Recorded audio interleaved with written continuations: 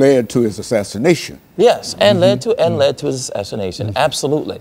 In a sense, both of them were assassinated. Dr. King, literally. Good. Adam Clayton Powell was politically destroyed because of his brashness. So what I find with now, both of them come at a time when African Americans have migrated, and I think this is also important to make the making of these two figures. African Americans began to migrate immediately after the Civil War. Every 10 years, you look at the census, you see more and more African Americans migrating toward the west and toward the north.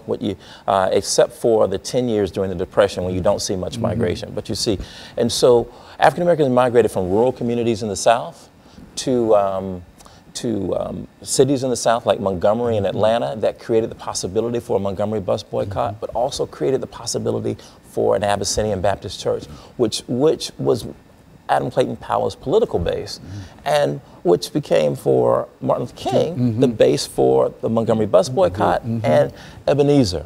And so as these two figures began to interpret the biblical text, they thought of the Exodus story for Adam Clayton Powell. The Exodus story guaranteed for African Americans in his sermon, "Stop Blaming Everyone Else," which he preached at Abyssinian Baptist Church in the 50s. It was a sermon that invited African Americans to fully participate in what it meant to be a citizen, take responsibility for what it meant to be a citizen. He really pushed African Americans. He pushed African Americans to take responsibility for it. And so for Martin Luther King Jr., however, there was a different way of understanding the biblical text. Martin Luther King Jr., growing up in the South, personal piety became very important. In as much as his political work, personal piety became a mask, if you will, for Martin Luther King Jr. He knew that if he was leading African Americans out into the streets to demand full inclusion, he knew how to use the television cameras, how to use the public square, and the way he used it was to lead African Americans into acts of personal piety. That's what I call the pillar of cloud. He masked, in many ways, his real intentions. He would lead them to pray in the streets, to sing songs. And when the television cameras came and they saw African Americans living out some of the, these kind of virtuous virtuous expressions, right? Singing church songs, praying, holding hands, praying for their enemies. Not only was the South was embarrassed, the nation was embarrassed, but they were not only embarrassed domestically, they were embarrassed internationally. And so I call that the pillar of cloud, because just as a cloud kind of blends in seamlessly, Martin Luther King's tactics blended in with the American moral landscape.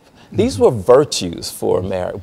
And this was also Dr. Martin Luther King behind the veil. Yes. And you know more about that because of one of your professors, I'm sure. Dr. Baldwin. Dr. Baldwin, he talked about that and et cetera. And I think that you're an excellent reflection in terms of what he said about that and some of the things that you're saying about that. And I want you to know that the information that you're giving us now is very, very precious. And I think that understanding these two individuals and some of the things that they faced and how different they were, one from the north and one from the south, but yet and still they had the same commitment, and while they went about it differently, they had the same commitment in terms of the uplift of African Americans to eventually reach the promised land. And I think that that's what we're still trying to move toward. And that's what we're still trying. That's what I hope that as you read my book, but as we think about biblical interpretation today, we face police shootings of Black and brown, African American and Hispanic, unemployment,